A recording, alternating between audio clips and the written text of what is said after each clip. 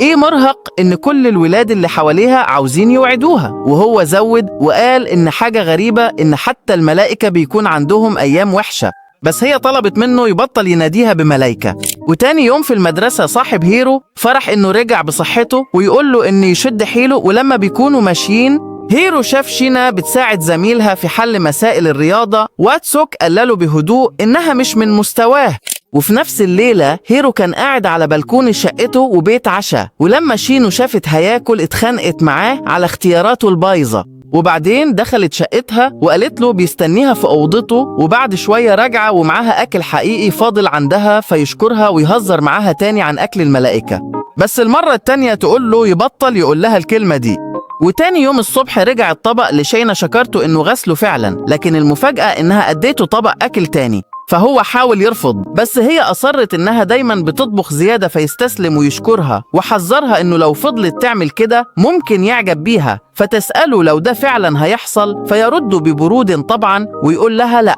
فقفلت الباب في وشه. ومن بعدها شينا فضلت تدي هيرو أكل بيتي لحد ما نظام أكله اتقلب من أكل شوارع بيجيب له مغص لأكل صحي بتاع ناس محترمين. وفي المدرسة هيرو سأل اتسوك لو شكله بقى أحسن، واتصدم لما تسوك قال له إنه أخيرا بقى شبه البني آدمين. وفي يوم بعد الظهر وهو بيشتري شوية حاجات قابل شينا وقال لها ما تفتكريش إنه بيتابعها، فردت وهي متضايقة إنه يخف شوية من الثقة بتاعته دي، لأنهم ببساطة في أقرب سوبر ماركت للمنطقة اللي ساكنين فيها هما الاتنين. ولاحظ إنها حريصة جدا في الصرف وبتشكرها على إنها بتعرف تحافظ على مصروف أهلها، بس اتلخبط لما شاف لمحة حزن على وش شينا بعد ما شكرها على التوفير. وبعد ما خلصوا عرض عليها يساعدها في شيل الشنط فهي رفضت، بس هو أصر وقال لها إنها تكسب جاذبية أكتر لو سابته يساعدها، ومشي قدامها وقال لها إن كده كده هيبان شكلهم غريب مع بعض. وبعدين وهي جاية لشقته علشان تاخد علبة الأكل اللي جابها من يومين لقت هيرو أخيرا بقى بني آدم وبينظف الأوضة بتاعته اللي كانت عبارة عن كومة زبالة.